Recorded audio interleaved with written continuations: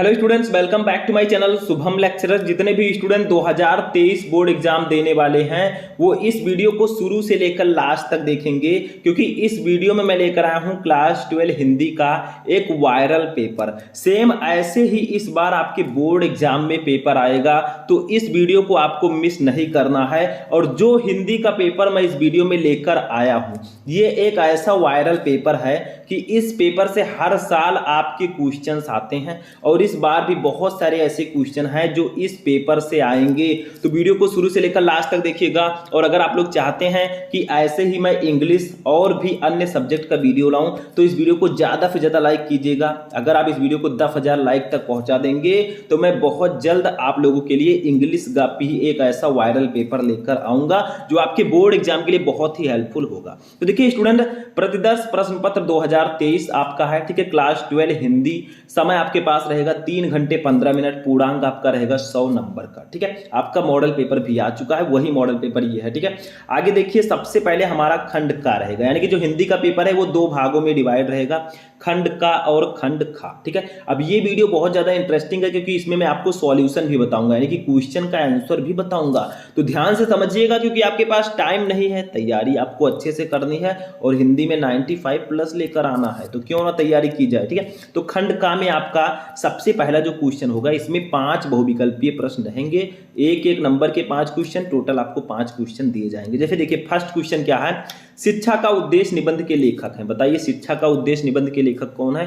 तो वो है संपूर्णानंद जी, ठीक है। तो ऐसे ही मैं सॉल्यूशन भी बताऊंगा, तो ध्यान से समझिएगा, वीडियो को मिस नहीं करना है, कट नहीं करना है, ठीक है, लास्ट तक देखना है। दूसरा देखिए, खा वाला, लल्लू लाल की रचना है। इन चारों में से कौन सी रचना लल्लू लाल की है?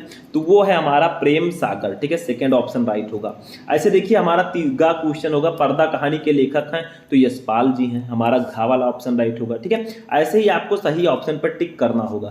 ऐसे घा देखिए, आवारा मसीहा के रचनाकार हैं, तो विष्णु प्रभाकर जी हैं, तो फर्स्ट वाला ऑप्शन राइट होगा, ठीक है। तो ऐसे ऐसे आपको करते हुए चलना है, ये मैं सही आंसर बता रहा हूं, आपको नोट करते हुए चलना है। अंगा देखिए, वाण भट्ट की आत्मकथा के लेखक कौन है? तो है हजारी प्रसाद द्विवेदी जी, तो फोर्थ ऑप्शन राइट होगा, ठीक है। तो ऐसे ही सही ऑप्शन आपको लिखना होगा। तो फर्स्ट क्वेश्चन में 5 नंबर के क्वेश्चन आएंगे, पांचों क्वेश्चन ये इंपॉर्टेंट है, ठीक है। अब दूसरा क्वेश्चन हमारा आता है क्वेश्चन नंबर 2, ठीक है। इसमें देखते हैं कितने नंबर के, इसमें भी 5 क्वेश्चन रहेंगे बहुविकल्पीय 5 नंबर के, ठीक है। पहला क्वेश्चन देखिए क्या है, कामायनी किस युग की रचना है? ऑप्शन आपका नीचे दिया गया है, देखिए यहाँ पर इसका राइट आंसर होगा ऑप्शन नंबर सेकंड, छायावादी युग। देखिए, कामायनी जो है ये छायावादी युग की रचना है, इसको जयशंकर प्रसाद जी ने लिखा था। छायावादी युग के लेखक है जयशंकर प्रसाद जी, कवि हैं, ठीक है। खा वाला देखिए, निम्नलिखित कवियों में से कौन प्रगतिवादी युग का है? बताइए इनमें से कौन प्रगतिवादी युग का कवि है? फर्स्ट ऑप्शन राइट होगा अग्रदास। अग्रदास जी जो हैं ये प्रगतिवादी युग के कवि हैं, ठीक है। ऐसे गा है, तार सप्तक का प्रकाशन वर्ष है 1943, मैंने आपको बताया था। तार सप्तक में ता और रा आता है, 43 में भी तारा आता है, तो याद रखिएगा, बहुत इंपॉर्टेंट क्वेश्चन है, ठीक है। घा वाला देखिए, द्विवेदी युग की रचना नहीं है, इनमें से कौन सी रचना द्विवेदी युग की नहीं है? बताइए आप लोग, जल्दी से बताइए। तो इसका राइट आंसर हो जाएगा ऑप्शन नंबर 4 कामायनी। कामायनी जो है छायावादी युग की है, अभी ऊपर हमने पढ़ा, ठीक है। अब देखिए नेक्स्ट क्वेश्चन, अंगा नंबर, निम्नलिखित में से कौन सी कृत महाकाव्य नहीं है? तो जो मामा है ये महाकाव्य नहीं है, बाकी चारों तीनों आपके महाकाव्य हैं, ठीक है। तो क्वेश्चन नंबर 2 में आपके 5 बहुविकल्पीय प्रश्न होंगे 5 नंबर के, तो टोटल आपका फर्स्ट और सेकंड क्वेश्चन मिलाकर 10 नंबर बहुविकल्पीय प्रश्न, ठीक है। अब आते हैं क्वेश्चन नंबर 3 पर। यह है हिंदी का गद्यांश। दिए गए गद्यांश पर आधारित निम्नलिखित प्रश्नों के उत्तर दीजिए, 10 नंबर का रहेगा। आपको गद्यांश दिया जाएगा, जैसे देखिए, धरती माता की कोख में अमूल्य निधियां भरी हैं, इतना बड़ा गद्यांश है, ठीक है। तो ये आपको पहचानना है। इसके नीचे 5 क्वेश्चन रहेंगे। देखिए, फर्स्ट ये आपका उपयुक्त गद्यांश का संदर्भ लिखिए। सेकंड देखिए क्या है, धरती वसुंधरा क्यों कहलाती है? थर्ड है रेखांकित अंश की व्याख्या कीजिए। फोर्थ है पृथ्वी की देह को किसने सजाया है? फिफ्थ है भावी आर्थिक अभ्युदय हेतु हमें क्या करना चाहिए? तो 5 क्वेश्चन है, एक एक क्वेश्चन 2 नंबर के, टोटल आपको इसके लिए 10 नंबर मिलेगा, ठीक है। ज्यादातर क्वेश्चन का आंसर आपको इसी पैसेज में मिल जाएगा, ठीक है। अब देखिए, इसका चैप्टर किस चैप्टर से लिया गया है? बताइए, ये राष्ट्र का स्वरूप चैप्टर से लिया गया है, जो कि हमारा फर्स्ट चैप्टर है। इसके लेखक हैं वासुदेव फरण अग्रवाल जी, ठीक है। तो आपके पास 2 गद्यांश रहेंगे, एक तो आपका ये हो गया, अगर मान लीजिए आपको नहीं पता है तो दूसरा आपको दिया जाएगा, ये देखिए नीचे अथवा लगा है ये। अब दूसरा गद्यांश है, अशोक का फूल आज उसी मस्ती में हंस रहा है। ये किस चैप्टर से? अशोक के फूल चैप्टर से। इसके लेखक हैं हजारी प्रसाद द्विवेदी जी। इसके नीचे भी 5 क्वेश्चन रहेंगे, 1 2 3 4 5, ठीक है। तो दोनों में से जो आपको आता है वो करिए, 10 नंबर ले जाइए, ठीक है। ये मैं सॉल्व करा चुका हूँ, आप लोग जाकर देख सकते हैं। चौथा क्वेश्चन देखिए भी ऐसे ही रहेगा, इसमें आपको पद्यांश दिए जाएंगे। जैसे अभी हमने देखा गद्यांश था, उसके नीचे 5 क्वेश्चन थे, ऐसे यहाँ पर पद्यांश रहेंगे, इसके नीचे 5 क्वेश्चन रहेंगे, 10 नंबर का ये टोटल आपका रहेगा। जैसे देखिए दुर्बलता का ही चिन्ह विशेष शपथ है, पर औलादन के लिए कौन शपथ है? यदि मैं उकसाई गई भरत से हूँ तो पति समान पुत्र ही स्वयं में हूँ। ये कैकेयी का अनुताप चैप्टर से लिया गया है, मैथिली शरण गुप्त जी के। ठीक है, अब इसके नीचे भी 5 क्वेश्चन है, देखिए यहाँ पर 1 2 3 4 5। ठीक है, इसका आंसर दीजिए, 10 नंबर आपको मिलेगा।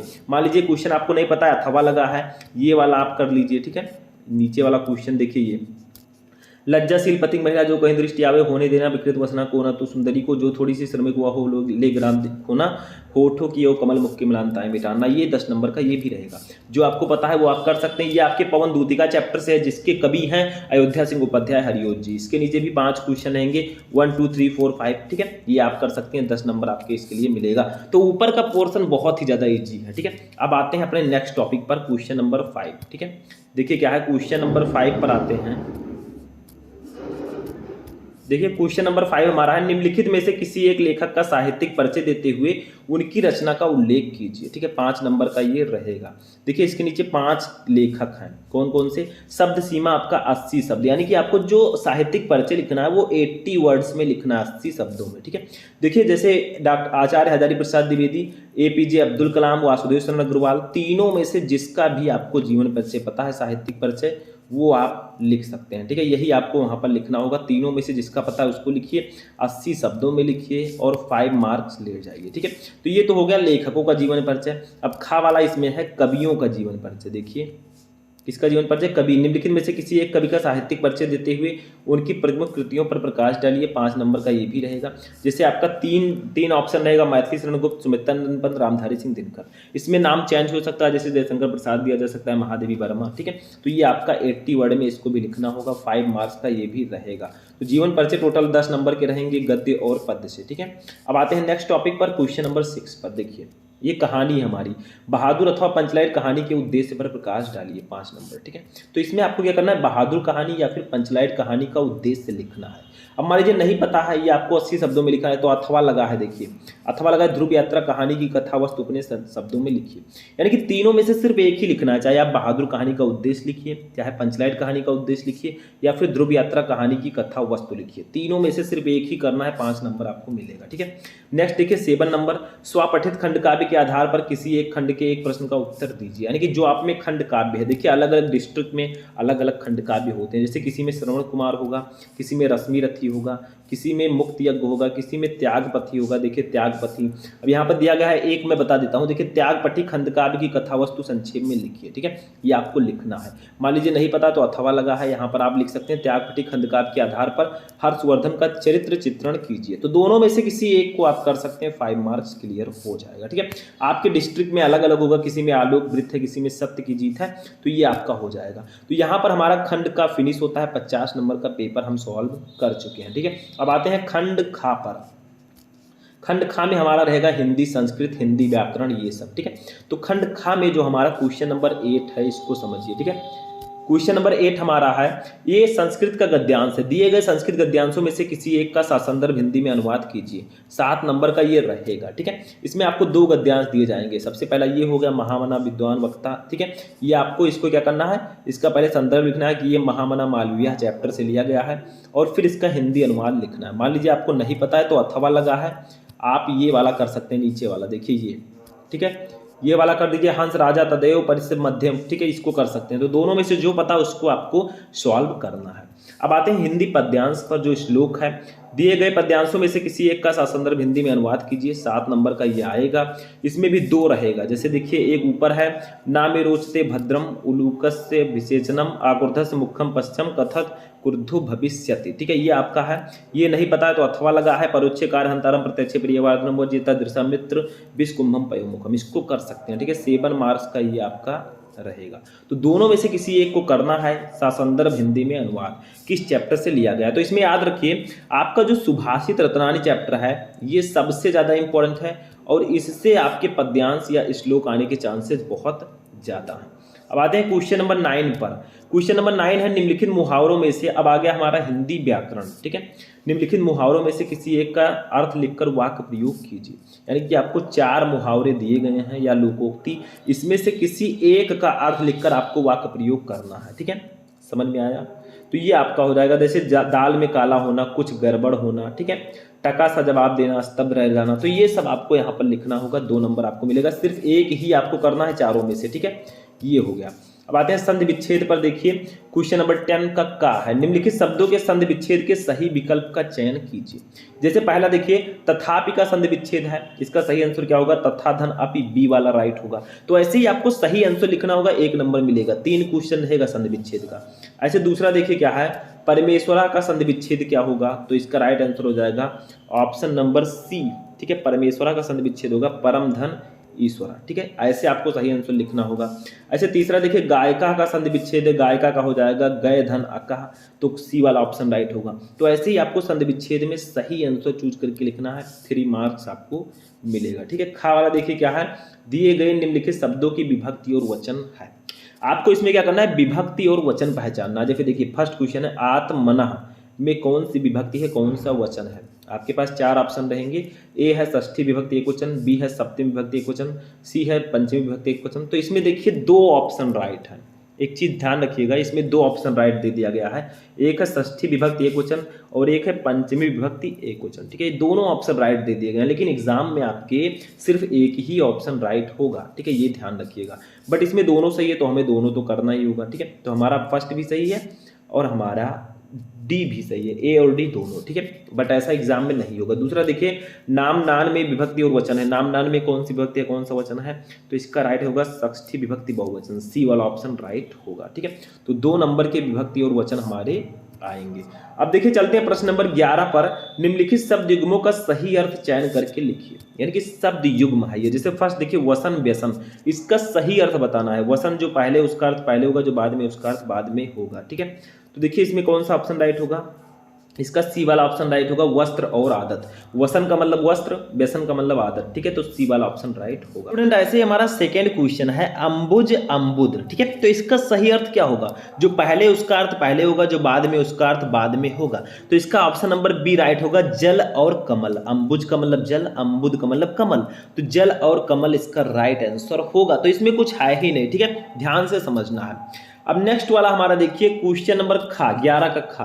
निम्नलिखित शब्दों में से किसी एक शब्द के 2 अर्थ लिखिए। यानी कि आपको किसी एक शब्द के 2 अर्थ लिखने हैं। जैसे देखिए अंबर, अंबर को हम किन किन नामों से जानते हैं? देखिए अंबर को हम आकाश भी कहते हैं, मैं लिख नहीं सकता यहाँ पर अच्छे से, तो आकाश और वस्त्र इनको 2 नामों से जानते हैं अंबर को, ठीक है। तो इनके किसी एक के 2 अर्थ आपको लिखने हैं। चारों में से किसी एक का ही आपको लिखना है, ये ध्यान रखिएगा, ठीक है। जैसे पट है, पट का होता है वस्त्र, आकाश, घूंघट, इसके और भी अर्थ होते हैं, ठीक है। ऐसे तीसरा है विधि, विधि को हम किन नामों से जानते हैं? तरीका, कानून, ब्रह्मा, ठीक है। तो ऐसे आप लोग लिख लीजिएगा, मैं बोल दे रहा हूं। चौथा देखिए नाग, नाग को हम जानते हैं हाथी, पर्वत, ठीक है, इन नामों से जानते हैं। तो किसी एक शब्द के 2 अर्थ लिखने हैं। 4 दिया गया लेकिन आपको एक ही करना है। अच्छा देखिए गा वाला है हमारा, निम्नलिखित वाक्यांशों के लिए एक शब्द का चयन करके लिखिए। यानी कि आपको अनेक शब्दों के लिए एक शब्द, यानी कि एक शब्द का चयन करना। जैसे देखिए फर्स्ट जो आंखों के सामने हो उसे हम क्या कहेंगे? प्रत्यक्ष, एक शब्द में, तो बी वाला ऑप्शन राइट होगा। इसमें कुछ है ही नहीं, ठीक है। ऐसे दूसरा देखिए हमारा क्या है, जानने की इच्छा रखने वाला, जिज्ञासु, उसे हम जिज्ञासु कहते हैं। तो इसमें आपको सिर्फ आंसर लिख देना है, ठीक है, बस। अब देखिए नेक्स्ट देखते हैं घा वाला। निम्नलिखित में से किन्हीं 2 वाक्यों को शुद्ध करके लिखिए। यानी कि आपको 4 वाक्य दिए जाएंगे, इन चारों में गलतियां होंगी, किन्हीं 2 को आपको सही करके लिखना होगा। जैसे फर्स्ट देखिए तुम तो कुर्सी पर बैठे हैं। अब देखिए तुम के साथ हो लगेगा, तो तुम तो कुर्सी पर बैठे हो, तो है के जगह पर हो कर दीजिएगा, ठीक है। दूसरा देखिए इस सरोवर में अनेकों कमल खिले हैं। इसमें गलती क्या है? सिर्फ अनेकों के जगह पर अनेक कर दीजिएगा, क्योंकि अनेक जो है ये खुद में बहुवचन है, अनेकों लिखने की जरूरत नहीं है। तीसरा देखिए सम्मेलन में कवित्री ने भाग लिया है। देखिए कवित्री इस प्रकार से लिखते हैं, वो कवित्री गलत लिखा है, कवित्री, ठीक है, ऐसे लिखेंगे, वो गलत लिखा है, कवित्री इस प्रकार से, ठीक है। ऐसे चौथा देखिए कृपया अनुमोदन करने की कृपा करें। तो देखिए कृपया और कृपा दोनों नहीं रहेगा, आप ऐसे लिख दीजिए अनुमोदन करने की कृपा करें, ये कृपया हटा दीजिए, ठीक है, बस ये सही हो जाएगा। तो ये है वाक्य संशोधन, 2 वाक्य आपको सही करने हैं, 2 नंबर दे दिया जाएगा। अच्छा 12 नंबर अब देखिए, यहाँ पर हमारा रस छंद अलंकार आता है 12 का बीट रस अथवा हास्य रस का स्थायी भाव के साथ उदाहरण देते हुए परिभाषा लिखिए।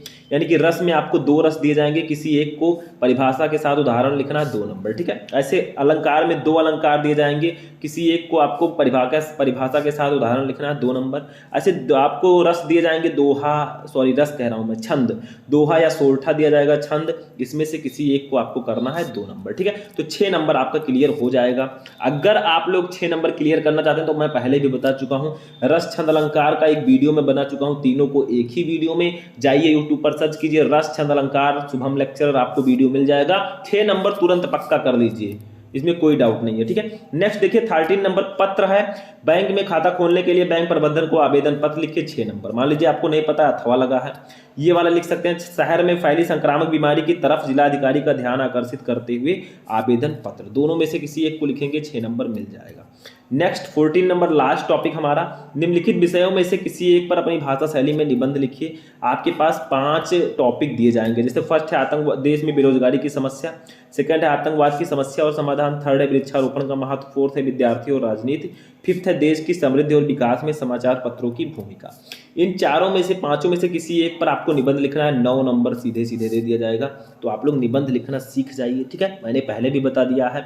तो आप लोगों को निबंध में 9 नंबर का निबंध आएगा, 5 ऑप्शन रहेंगे, एक करना होगा, ठीक है। तो इस तरह से पूरे हिंदी का पेपर आएगा, ठीक है। मैंने बता दिया पूरा हिंदी का पेपर कैसा आएगा, तो ऐसे ही सेम आपका हिंदी का पेपर आएगा, सेम यही पेपर पैटर्न होगा, ठीक है। क्वेश्चंस चेंज रहेंगे थोड़ा बहुत, बाकी क्वेश्चन भी आ सकते हैं, ठीक है। तो ये आपका 100 नंबर का पेपर यहीं पर फिनिश होता है। आई होप कि आपको ये वीडियो बहुत अच्छा लगा होगा। वीडियो पसंद आए वीडियो को लाइक कर दीजिए, चैनल को भी सब्सक्राइब कर लीजिए ताकि सभी वीडियो आपको टाइम से मिलते रहें। तो चलिए हम मिलते हैं किसी नेक्स्ट वीडियो में नेक्स्ट टॉपिक के साथ, तब तक के लिए आप लोग अपनी तैयारी करते रहें और किसी भी टॉपिक में क्वेरी है तो कमेंट करके कमेंट बॉक्स में बताएं।